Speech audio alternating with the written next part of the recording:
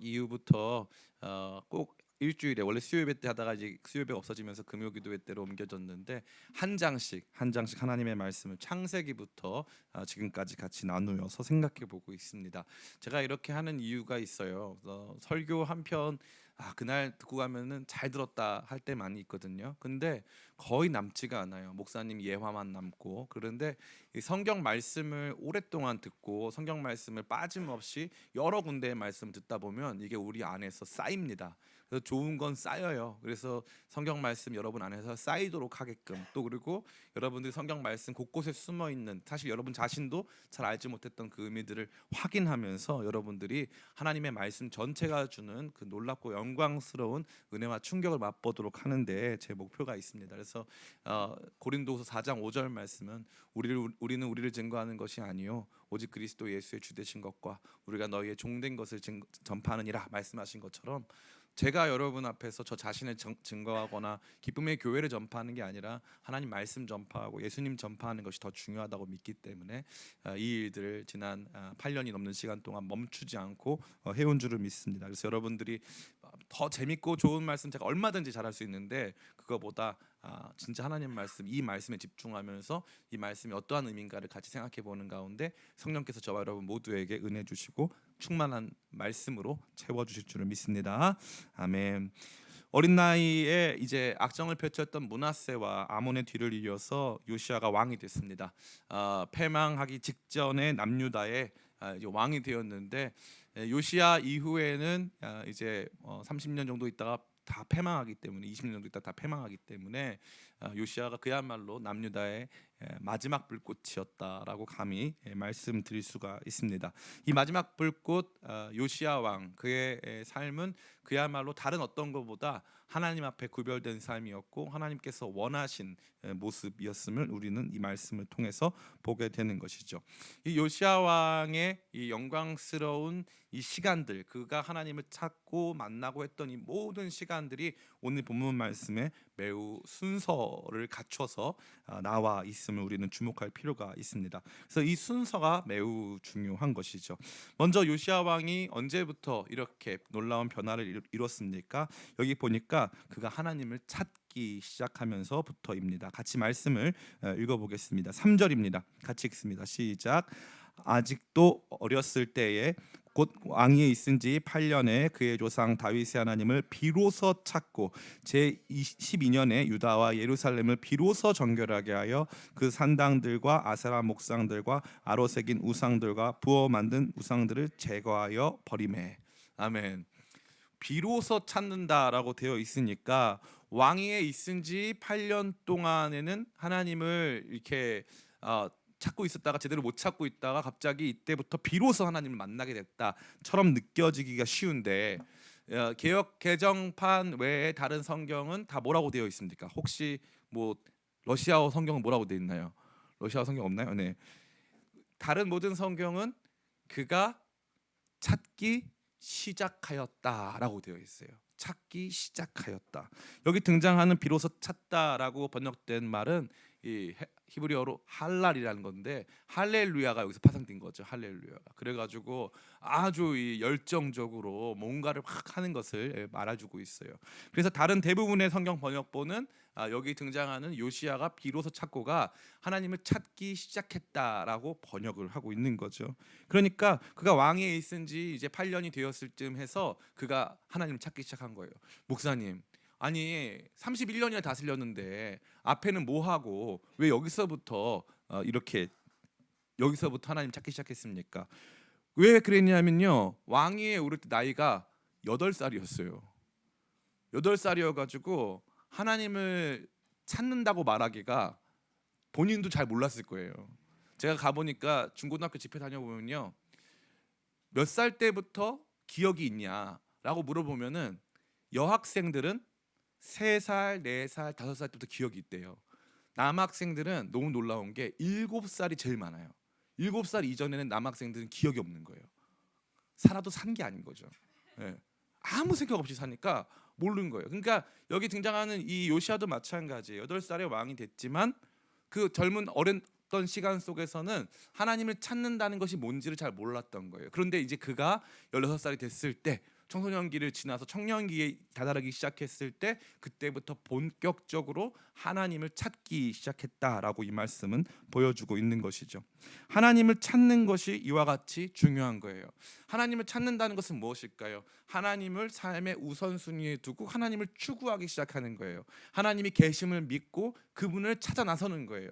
그분을 찾아 나서는 여정으로 출발하는 거죠. 그래서 예배에도 참석해보고 사람들에게 하나님에 대해서 물어도 보고 배워도 보고 하나님 말씀도 탐독하는 여러 가지 활동을 하기 시작했다는 거예요. 그 전까지는 그런 게 있다 없다? 없다는 거죠. 근데 그 뒤에 하나님을 찾는 작은 발걸음이 시작이 됐다는 것입니다. 그러고 나서 두 번째 3절에 보니까 비로소 시작했다가 하나가 아니에요. 두 개예요. 두 개. 그래서 3절에 보면 이렇게 되어 있어요. 아직도 어렸을 때 곧 왕위에 있은 지 8년에 그의 조상 다윗의 하나님을 비로소 찾기 시작했고 제 12년에 유다와 예루살렘을 비로소 정결하게 하여라고 되어 있어요. 그러니까 4년이 지난 뒤 하나님을 찾기 시작한 뒤에 4년이 지난 뒤에 자기가 생각했을 때 이 나라의 문제, 자기의 통치 안에서 벌어지고 있는 백성들의 잘못된 신앙의 문제는 참다우신 하나님이 아닌 다른 여러 우상들을 섬기고 있는 것이다 라고 판단을 하여서 백성들로 하여금 더 이상 그러한 우상을 섬기지 못하도록 예루살렘을 정결하게 하는 일을 시작했다라는 것이죠. 그래서 이 뒤에 보면요, 예루살렘뿐만 아니라 그가 온 이스라엘, 제가 누누이 말씀드리지만 역대기에서의 핵심적인 개념은 온 이스라엘 개념이에요. 남유다 개념만 있지 않아요. 온 이스라엘, 위에 북이스라엘까지 포괄하는 모든 이스라엘 전 지역, 하나님께서 맡겨두신 약속의 땅 12지파 전 지역에서 그는 이제 우상을 척결하고 잘못된 신앙의 방법들을 모두 다 부숴버리는 그러한 역할을 하기 시작했다라는 것입니다. 그러니까 하나님을 찾기 시작하면서부터 하나님을 더욱더 열정적으로 찾기 위해서 우리가 먼저 버려야 할 것을 알게 되고 그것을 온전히 실행하기 위해서 예루살렘을 중심으로 한 전 이스라엘 국토 안에서 우상 숭배를 척결하기 시작했다라는 것을 이 말씀은 저와 여러분에게 보여주는 거죠. 자, 그리고 나서 무슨 일이 벌어집니까? 따라해 볼까요? 성전 수리. 예, 감사합니다. 그 다음에 보니까 8절 말씀에 이렇게 되어 있어요. 요시야가 왕에 있은 지 18째 해에 그 땅과 성전을 정결하게 하기를 마치고 그의 하나님 여호와의 전을 수리하려 하여 아살랴의 아들 사반과 시장 마아세야와 서기관 요아하스의 아들 요아를 보낸지라 라고 되어 있죠. 그러니까 이게 처음에 8년 만에 그가 하나님을 찾기 시작했고 4년 뒤에 그의 열정은 이 전 국토 안에 있는 우상을 타파하는 쪽으로 나아가고 그 다음에는 성전을 새롭게 하는 방향으로 조금씩 넓은 데서 좁은 곳으로 좁혀오기 시작했다라는 것입니다. 그 다음에 무슨 일이 벌어집니까? 따라해 볼까요? 말씀의 발견. 성전 수리가 끝난 다음에 그는 드디어 말씀을 발견하기 시작합니다. 같이 한번 말씀을 읽어볼까요? 우리 몇 절입니까? 우리 14절 말씀 같이 읽겠습니다. 시작. 무리가 여호와의 전에 헌금한 돈을 꺼낼 때에 제사장 hil기야가 모세가 전한 여호와의 율법책을 발견하고, 아멘. 여호와의 율법책이 이 성전 안에서 발견된 거죠. 성전을 향한 열정이 회복되고 성전이 수리되기 시작할 때 너무 놀랍게 그 안에서 오랫동안 읽지 않았던, 오랫동안 발견되지 않았던 하나님의 율법책이 드디어 발견되었다는 것입니다. 참 흥미로운 말씀이 아닐 수 없는 것이죠. 그 다음에 무슨 일이 벌어집니까? 따라해 볼까요? 삶의 회복. 말씀 발견한 다음에 보니까 삶의 회복이 일어나요. 우리 19절 말씀 같이 읽습니다. 19절 말씀 같이 읽습니다. 시작. 왕이 율법의 말씀을 듣자 곧 자기 옷을 찢더라. 아멘. 왕이 자기 옷을 찢었습니다. 이것은 어마어마한 비통함을 나타내는 것이죠. 하나님 말씀에 비추어서 우리의 삶이 온전치 않았음을 인정하고 고백하면서 우리의 말씀을 다시 한번 새롭게 해야 한다라고 하는 엄청난 필요성을 보여주는 행동이다라고 말할 수 있습니다. 그 뒤에 이것은 여기서 멈추지 않아요. 단순히 이 요시야 왕 한 사람의 이 옷을 찢음으로 나가지 않는다는 것입니다. 이 뒤에 보면은 어떻게 됩니까? 따라해 볼까요? 공동체의 회복. 예. 이 요시야 왕이 회복되기 시작하니까 이 회복은 자연스럽게 이어져서 이 남유다에 남겨진 공동체 전체의 회복으로 이어지는 것입니다. 우리 같이 한번 말씀 읽어보겠습니다. 30절부터 같이 읽습니다. 30절부터 33절까지 같이 읽습니다. 시작. 여호와의 전에 올라가매 유다 모든 사람과 예루살렘 주민들과 제사장들과 레위 사람들과 모든 백성이 노소를 막론하고 다 함께 앉으라. 왕이 여호와의 전 안에서 발견한 언약책의 모든 말씀을 읽어 무리의 귀에 들려주고 왕이 자기 처소에 서서 여호와 앞에서 언약을 세우되 마음을 다하고 목숨을 다하여 여호와를 순종하고 그의 계명과 법도와 율례를 지켜 이 책에 기록된 언약의 말씀을 이루리라 하고 예루살렘과 베냐민에 있는 자들이 다 여기에 참여하게 하며 예루살렘 주민이 하나님 곧 그의 조상들의 하나님의 언약을 따르니라. 이와 같이 요시아가 이스라엘 자손에게 속한 모든 땅에서 가증한 것들을 다 제거하여 버리고 이스라엘의 모든 사람으로 그들의 하나님 여호와를 섬기게 하였으므로 요시아가 사는 날에 백성이 그들의 조상들의 하나님 여호와께 복종하고 떠나지 아니하였더라. 아멘. 여기 보니까 이제 이 요시아 왕의 변화가 자기가 옷을 찢고 이게 말씀의 뜻이다라고 하는 강력한 확신이 점차적으로 백성들에게 이어져서 요시아가 사는 날 동안 백성들은 하나님께 순종하는 자들로 변화되었음을, 온 공동체가 하나님 앞에 구별되었음을 이 말씀은 저와 여러분에게 보여주는 것입니다. 이것이 너무나도 중요한 것이죠. 이 순서가 아주 중요한 것입니다. 처음에는 하나님을 찾고 그 뒤에는 정결하게 하고 정결한 다음에 이것이 성전으로 나아가고 그 뒤에 성전 안에서 말씀이 발견되어지고 말씀을 발견한 사람이 바뀌고 말씀을 발견한 사람이 공동체를 회복하는 이 영광스러운 종교 개혁의 패턴이 있다라는 거죠. 이게 아주 중요한 것입니다. 저와 여러분이 잘 알고 있는 전 유럽의 종교 개혁 있지 않습니까? 그 내용도 똑같습니다. 똑같아요. 종교 개혁 이전에 무슨 일이 발생합니까? 종교 개혁 이전에요. 이 성전을 만들어요. 그 성전 로마에 가면 바티칸에 가면요. 지금도 있어요. 지금도 로마 카톨릭 교회의 본당이 로마에 있어요. 그게 바로 성 베드로 성전이에요. 성 베드로 성전이 지금도 있어요. 그게 이제 미켈란젤로가 만드는데 거기에 어마어마한 돈이 들어가고 실제로 가보면 아 정말 어마어마한 돈이 들어갈 수밖에 없다라는 생각이 바로 듭니다. 바로 들어요. 근데 한쪽에서는 그런 방식으로 성전을 만드는데 다른 한쪽에서는 거기에는 하나님 안 계신다. 그거 성전 아니다 라고 선포하기 시작했어요. 그들은 누굽니까? 이제 말씀을 제대로 확인한 사람들, 말씀이 이제 각 민족의 언어로, 그 전에 말씀이 라틴어로 돼 있었거든요. 그래서 성경 말씀은 성직자들만 읽는 거였어요. 성직자들만 읽을 수 있는 성경 말씀이었어요. 그런데 그 위클리프부터 시작해가지고 종교 개혁자들이 성경을 번역하기 시작하고 사람들이 성경을 자기 언어로 읽기 시작하면서부터 변화가 일어나서 오늘 우리가 믿고 있는 이 신앙이 거기서부터 출발한 것입니다. 그러니까 이 종교 개혁의 패턴, 하나님을 찾음, 거룩하게 됨, 성전을 만듦, 성전 안에서 제대로 된 성경을 발견함, 이런 모든 과정이 언제나 종교 개혁에는 동일하게 작동하고 있음을 우리는 먼저 보아야 할 것입니다. 자, 그렇다면 이러한 종교 개혁의 패턴, 요시야 때에 이루어진 종교 개혁의 이 영광스러운 사건의 모습이 저와 여러분에게 어떠한 메시지를 던져주고 있습니까? 첫 번째는 따라해 볼까요? 변화와 개혁은 하루아침에 이루어지지 않는다. 네, 여기 보면은 요시야가 경험한 영적 성숙의 단계를 보여주고 있어요. 8살에 왕위에 올랐고 8년이 지나서야 비로소 하나님을 찾기 시작했어요. 하나님을 찾은 다음에 바로 성경 만나면 얼마나 좋아요, 그죠?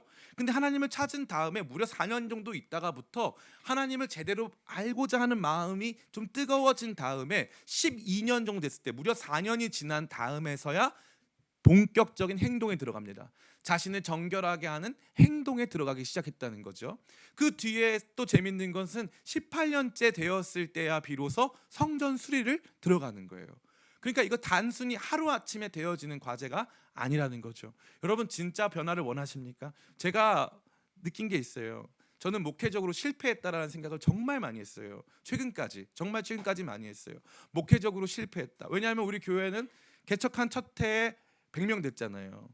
둘째 해에 거의 200명 가까이 됐단 말이죠. 엄청나게 많은 청년들이 모여가지고 집회만 했다 하면은 기도회도 이 정도 인원이 아니에요. 엄청나게 많은 인원들이 모여서 막 같이 기도하고 찬양만 부르면 막 여기 떠내려갈 듯이 막 같이 찬양 부르고 막 그랬단 말이에요.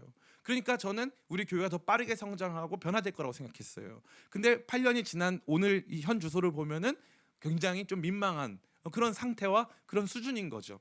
그리고 여기서 성장한 청년기를 보낸 성도들 중에 교회를 떠났거나 기쁨의 교회를 떠났거나 신앙을 떠난 사람들도 많이 있어요. 그러니까 제가 느끼는 자괴감과 낙심은 이루 말로 할 수가 없는 거죠.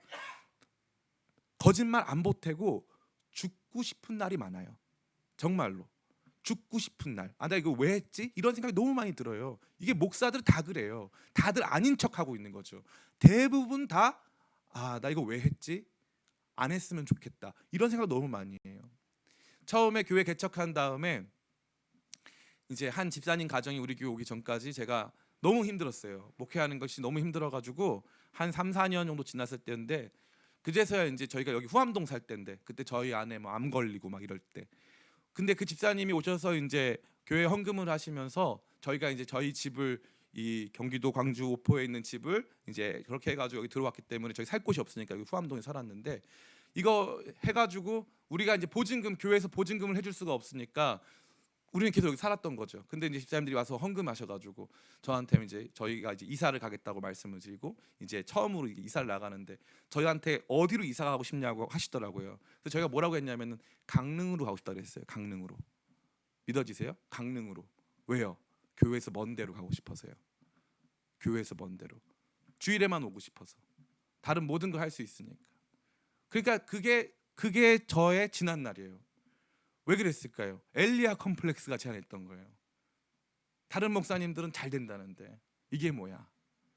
지난번에도 우리 건물 매입 당시에도, 매입 추진 당시에도 저는 기쁨의 교회가 그나마 잘 되는 교회인 줄 알았어요. 근데 신도시에 나가 보면은 잘 되는 교회가 굉장히 많습니다. 1, 2년 만에 1,000명 넘는 교회들도 아주 많아요. 거기 가보니까 너무 놀란 게, 우리가 매입하려고 했던 건물 가보니까 중직자들이요, 주일날 아침 7시에 나와서 밤 10시까지 봉사하고 훈련받아요. 근데 얼굴에 기쁨이 가득하고요, 우리 교회보다 훨씬 성숙한 교회더라고요. 제가 너무 충격을 받았어요. 내가 목회를 완전 잘못했구나.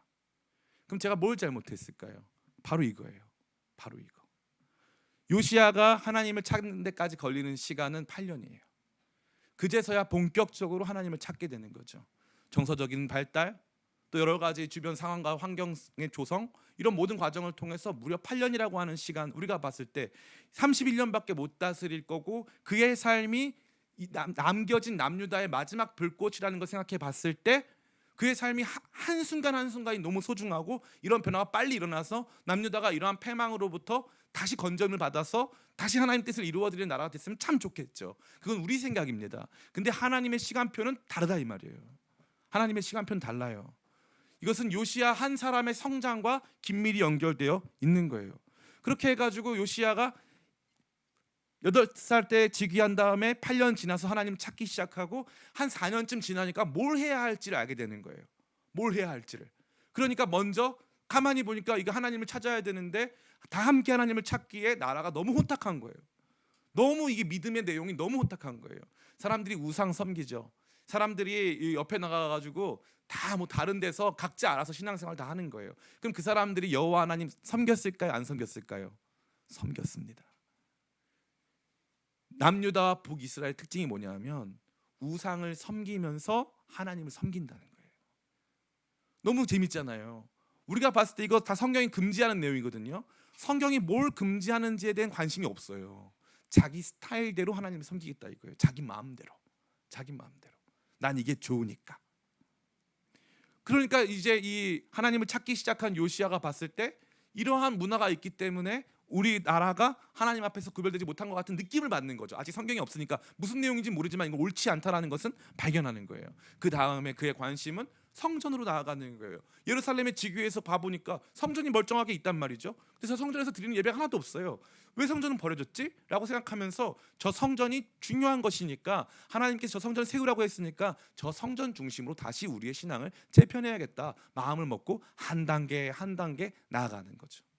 우리 생각에는 조급하고, 우리 생각에는 이랬다간 다 망할 것 같아 보여도 진짜 하나님을 찾기 시작하고 하나님께서 주신 순서와 과정과 절차에 따라 나가는 꽤나 긴 시간이 필요하더라는 거예요. 꽤나 긴 시간이.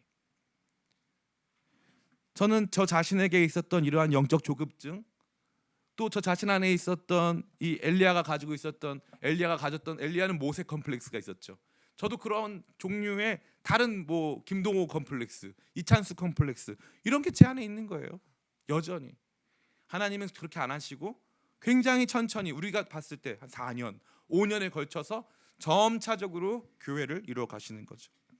점차적으로 한 목회자도 만들어 가시고 점차적으로 우리의 신앙은 형성해 가시는 거예요. 근데 우리는 오늘 당장 은혜를 받아야 한다는 거죠. 세상에서 제일 불쌍한 목회자가 누구냐고 사람들이 얘기하는데 어떤 지혜로운 목사님이 그랬어요. 세상에서 제일 불쌍한 목회자는 설교를 잘하는 목회자래요. 설교를 잘하니까 사람들이 기대감이 있어가지고 온다 이거예요. 근데 처음에 설교 잘하니까 기대감을 가지고 목사님 설교가 너무 좋아요 하고 왔다가 그런 성도들이 다 금방 나간대요. 금방 나간다는 거예요. 저는 그때까지는 몰랐어요. 우리는 어떤 목사님이 잘 되는 이유가 설교 잘해서인 것 같죠? 아니에요. 아니에요. 그 뒤에는 다 우리가 알 수 없는 하나님의 단계가 있던 거예요. 혜성처럼 등장해서 갑자기 뭔가 이루어낸 사람들 특징이 뭔지 아세요? 금방 무너져요. 금방 무너지고 금방 사라져요. 그러니까 하나님께서는 저와 여러분에게 이 영광스러운 변화로 나아가기를 소망하고 영적 종교 개혁을 경험하기 원하는 저와 여러분에게 요구하시는 건 뭐냐면 따라해 볼까요? 시간. 우리의 삶을 드리는 시간을 요구하시는 거예요. 천천히 한 걸음씩 한 걸음씩 나아가는 정말 하나님께서 허락하실 때까지 그 자리에서 버티고 인내하여서 하나씩 발견하고 넘어서는 그러한 시간을 요청하고 있음을, 그래서 이 말씀이 저와 여러분에게 그것을 보여주고 있다는 거죠.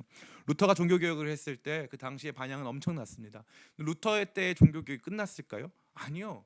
루터 때 칼뱅이 나왔고 스위스 종교개혁자들이 등장하고 많은 시간이 걸려가지고 종교개혁 이후에 대략 100 몇십 년 동안 어마어마한 갈등과 긴장을 지나서야 비로소 교회가 안정되기 시작하는 거예요.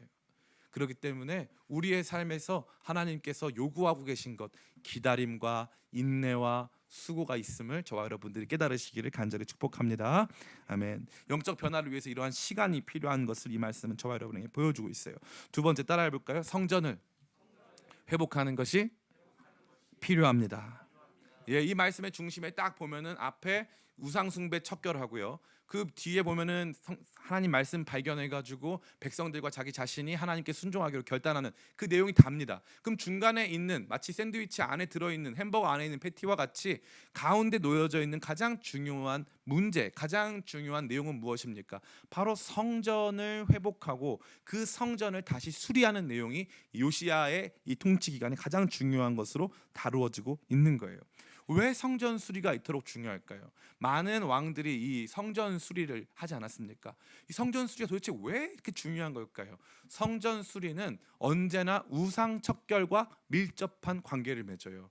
성전 수리는 신앙 중심성의 회복을 말하는 거예요. 신앙 중심성의 회복, 가장 근본적인 신앙 중심성의 회복, 그리고 중요한 표현인데 신앙의 틀을 제공하는 거예요. 성전은 그냥 존재하는 게 아니죠. 성전에선 제사가 몇 번 드립니까? 하루에 2번. 하루에 2번이나 제사가 아침과 저녁으로 매번 드려지게 되는 거예요. 성전이 있는 게 중요한 게 아니에요. 성전에서 예배를 아침과 저녁으로 매번 드린다는 게 중요한 거죠. 그러면 이 성전에서 예배를 계속 드리기 위해서 누가 필요해요? 레위인이 필요하죠. 제사장이 필요하죠. 그 사람들은 뭐 하는 사람들인데요? 그 사람들은 이걸로 밥 벌어 먹는 사람들이에요. 그러니까 그러한 삶의 시스템, 국가의 시스템, 영적인 종교 지도자들의 시스템들이 다 갖추어졌을 때 작동할 수 있는 게 바로 이 성전인 거예요. 이 사람들이 성전 중심성을 좋아할까요, 싫어할까요? 싫어해요. 싫어해요. 왜요? 자기 마음대로 믿고 싶거든요. 목사님 저 말은 틀렸어. 저건 나랑 생각 달라. 자기 마음대로 믿고 싶거든요. 우리 모두가 다 각자의 삶의 경험과 자기만의 우선순위를 갖고 있어요. 그런데 하나님께서 우리한테 주신 것이 하나 있어요. 그게 뭡니까? 바로 성경이에요. 이 성경은요, 온전히 예수 그리스도 안에서만 예배할 수 있음과 더불어서 우리의 참된 예배와 신앙이 무엇인지, 정작 우리의 진짜 성전, 다시 말해 우리 신앙의 진짜 중심적 틀이 무엇인지를 말해주고 있어요. 근데 우리는 이것보다 내가 원하고 좋아하고 우선적으로 가치를 두고 있는 것들에 많은 관심을 두고 있는 거죠. 그래서 각자 우상을 다 갖고 있는 거예요. 하나님도 섬기지만 우상을 갖고 있어요. 그런 동안 뭐가 비는 거예요? 성전이 비는 거예요. 성전이 비는 거예요. 참 재밌죠. 그게 어디에 나타날까요? 지금 한국 교회에 그대로 나타나는 거예요. 유튜브를 통해서 잘잘법, 잘 먹고 잘 사는 법, 무슨 방송 각자 자기가 원하는 신앙적 멘토링을 받아요. 각자 자기가 원하는 어떠한 메시지를 소비합니다. 그런데 정작 교회를 떠나요. 교회라고 하는 틀, 내가 내 교회를 세우리니 음부의 권세가 이기지 못하리로다. 그리고 주님 안식 후 첫날에 모여서 예배하고 같이 성만찬을 하고 같이 여기에서 기도하고 하는 이 교회라고 하는 중심적 틀보다 개인의 취향이 극대화되는 거예요. 그래서 사소한 개인적인 만남과 내가 좋아하는 사람들을 중심으로 한 교제가 빈번하게 발생할 뿐, 공동체, 더 큰 공동체인 그리스도의 몸된 교회 공동체는 나날이 약화되고 있는 거예요. 더 이상 교회의 직분이나 교회에서 교회 자체를 형성하고 있는 이러한 틀들은 도외시되고 내 마음대로 내가 원하는 방식으로 믿는 것만 강조되어 있다는 거죠. 이것은 뭐 큰 예배당을 가지고 있는 교회나 그렇지 않은 교회나 다 마찬가지입니다. 다 마찬가지. 예수님께서 우리의 성전이 되셔서 예수님 안에서 우리는 예배할 수 있어요. 예수님이 우리의 예배를 온전케 하시는, 우리의 예배를 가능하게 하시는 대제사장이 되시고, 예수님이 우리의 예배의 유일한 제물이 되시고, 예수님이 우리의 예배의 모든 것이거든요. 그런데 우리는 그 예수님 안에서 드리는 온 교회가 함께 드리는 신앙 중심성의 틀을 거부한 채 우리 각자가 원하고 좋아하는 것들을 우리 신앙의 행위에 다 첨가하는 거예요. 나 오늘은 성전 못 가. 내가 가가지고 나도 오늘 기도하고 할 거 많아. 나는 성전은 못 가. 그러니까 성전이 어떻게 되는 거예요? 아무도 안 가니까 망가지고 여기서 예배도 멈추고, 그러니까 매일 2번씩 드리던 예배가 없어지는 거예요. 우리 일주일에 한 번만 드리자. 이런 식으로 성전이 방치되는 거죠. 신앙의 틀을 형성하고 있는 모든 것들이 무너져 내리기 시작한다는 거예요. 성전의 회복은 바른 신앙 중심성의 회복이고, 신앙의 틀을 다시 한번 이스라엘 가운데 다시 재확립하려고 하는 노력이었습니다. 그럼 이 성전, 두 번째가 이 성전을 회복하는 게 중요하다고 말씀드렸는데, 이 성전을 회복하니까 무슨 일이 발생합니까? 성전을 회복하니까 따라해 볼까요? 성경이 회복됩니다. 신앙 중심성이 회복되는데, 신앙의 틀은 앞서 말씀드린 바와 같이 성경에 의해서 제시된 거기 때문에 신앙 중심성이 바른 목회자가 제대로 된 성경 말씀을 전달한다는 전제하에서 성경에 의해서 주어지는 거거든요. 그래서 같이 이 바른 틀 안에서 예배하기 시작하니까, 그때 여기 보니까 어떻게 돼 있습니까? 성전을 고치기 시작하니까 성전 안에서 성경이 나오는 거예요. 율법책을 보고 나니까 무슨 일이 발생하는 거예요? 변화가 일어나는 거죠. 이 성전과 성경은요, 절대 무관한 관계가 아니에요. 성전은 성경을 붙들고요, 바른 성전, 신앙, 바른 신앙의 중심성, 그리고 이 성경은 성전을 붙듭니다. 그렇기 때문에 성전, 바른 신앙 중심성 안에 있는 이 예배, 이 하나님을 찾는 이 수고와 노력 속에 반드시 만나게 되는 것이 성경이고, 이 성경을 만날 때야 비로소 그 틀 안에 내용이 부어지는 것이라 할 수 있어요. 하나님께서는 이스라엘 12지파 가운데 몇 개의 성전을 주셨습니까? 우리 누가 좋을까요? 우리 지은이. 회복된 지은. 굉장히 피곤해요. 갑자기 그 피곤해지는 것 같은데요. 예. 몇 개의 성전을 주셨죠? 하나님께서 딱 말씀하신 성전 몇 개입니까? 12지파가 광범위하게 사니까 몇 개 정도 주셨을까요? 성전 몇 개? 편하게 괜찮아요. 그래도 한 12지파니까 인구도 많았으니까 대략. 그럼 제시기가 한번 해볼까요? 제시기가 한번. 성전 몇 개 주셨을까요? 12개? 성전 12개? 하나님께서는 12지파에게 성전을 하나만 주셨어요. 12지파 전체 성전 하나. 성전 딱 하나. 이게 충격이죠. 이게 충격이에요. 12지파의 성전은 하나예요. 딱 하나. 그런데 12지파가 멀고, 그죠? 그리고 그 먼 성전을 너무 이렇게 맨날 갈 수도 없는 노릇이고, 그러니까 조금씩 성전이 소외되고, 사람들 성전에서 예배드리지 않고 각자 산당에서 예배드리고, 성당에 가니까 조금씩 자기 우상이 하나씩 하나씩 올려다 놓는 거예요. 하나씩 하나씩. 이게 지금도 선교 지역 가면 빈번히 발생해요. 아프리카 지역 가잖아요. 여러분 놀랍니다. 찬양이요 너무 뜨거워요. 그리고 2시간 3시간씩 막 찬양을 불러요. 2시간 3시간 춤추면서. 그럼 처음에 막 은혜를 받아요. 그럼 2-3시간 지나면 무슨 일이 발생한 줄 알아요? 2-3시간이 지나면 갑자기 이 사람들이 영적인 엑스터시, 영적 흥분 상태에 도달하면서 자기의 토착 신앙의 신들의 이름을 불러요. 제가 거짓말하는 게 아니에요. 이런 경험을 여러분은 못 하셨기 때문에 제가 너무 아쉬운 거예요. 제가 거짓말하는 게 아니에요. 그러면서 종교적 광기가 조금씩 육체를 괴롭히는 일로 나아가요. 자기를 때린다던가 피를 흘린다던가 이런 방식으로 나가는 거예요. 이게 거기만 그런 게 아니에요. 갑자기 어느 단체에서 막 이렇게 영성 막 하다가 막 예언을 해요. 예언을 하는데 별의별 얘기를 다 해요. 뭐 윤석열이 어쩌고 뭐 김건희가 어쩌고 막 예언 막 다 합니다. 갑자기 거기에 오직 한 분이신 우리의 길과 진리요 생명 되신 예수님 안에서 예배하는 건데, 예수님 참 성전이신 예수님 안에서 예배하는 건데, 이 성전을 헐라 내가 3일 만에 다시 일으키리라. 이 성전은 자기 육신을 가리켜 말씀하신 것인데요, 예수님 안에서 드리고 있는 예배라고 생각했는데 각자 자기의 관심과 자기가 원하는 것들 안에서 변화가 일어나는 거예요. 그 유명한 토론토 블레싱이라는 게 있잖아요. 예배하다가 갑자기 이빨이 뭘로 바뀌어? 금리빨로 바뀌어. 금리빨. 저는 그게 지금도 뭐랄까요? 흥미로워요. 왜 금리빨로 바뀔까? 저는 감사하게도 전 충치가 없어요. 충치가 없어요. 충치가 없기 때문에 굳이 금리빨로 바꿀 필요는 없거든요. 또 한 가지. 그러면 문제가 뭐예요? 금리빨로 바뀌었기 때문에 여러분이 돈이 부족하면 무슨 사태가 벌어지는 거예요? 이빨을 뽑아야 되는 거예요. 이 진짜 축복일까요? 아니죠. 아닌데 사람들이 열광하죠. 막 기뻐하죠. 이게 뭐예요?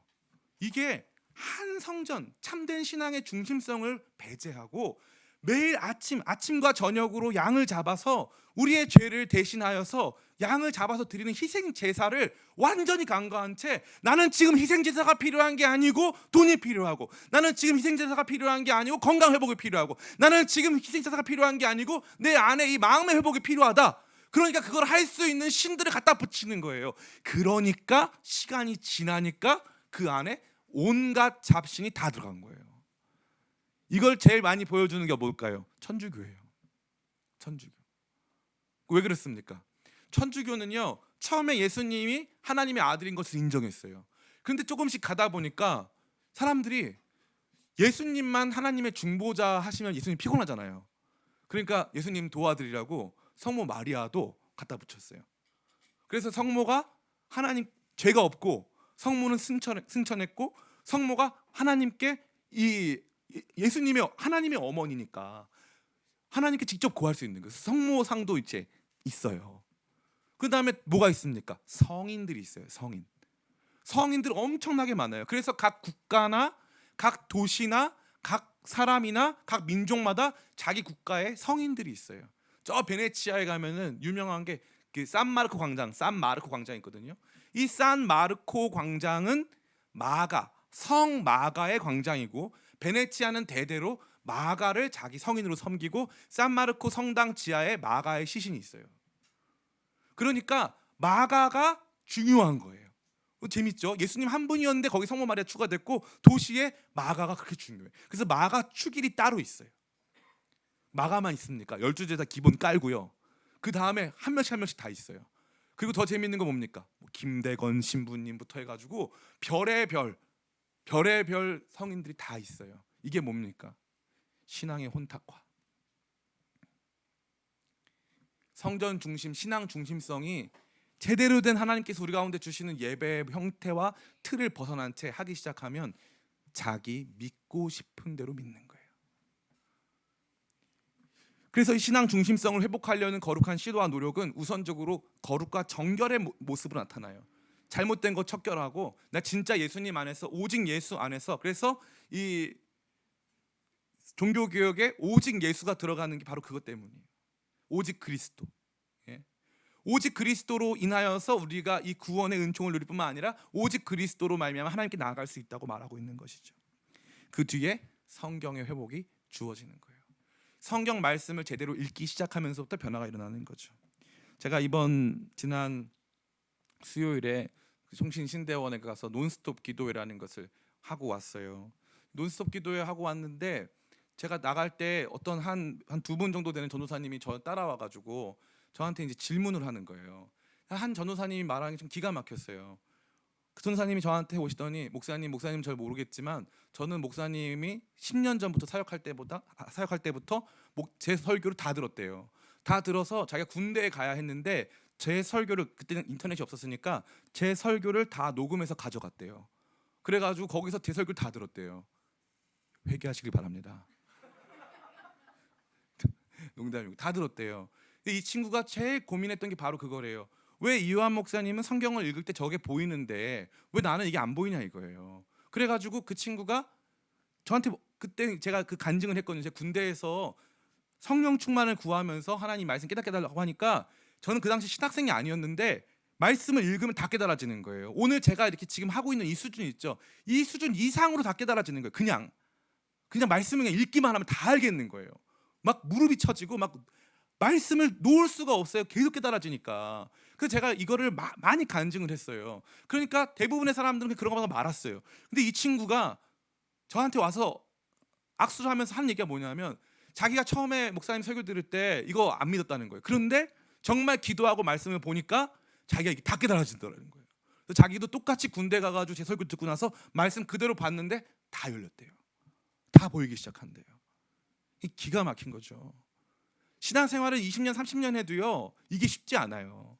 사람들이 저한테 방법론을 물어보는데 제가 똑같은 사람이 저한테 와가지고 예배 끝나니까 똑같이 질문을 했는데 한 사람은 그냥 궁금해서 물어보는 거고 한 사람은 실제로 십수년 전부터 제 설교를 듣다가 자기가 진짜 해보고 싶어가지고 해봤더니 됐다라는 거예요.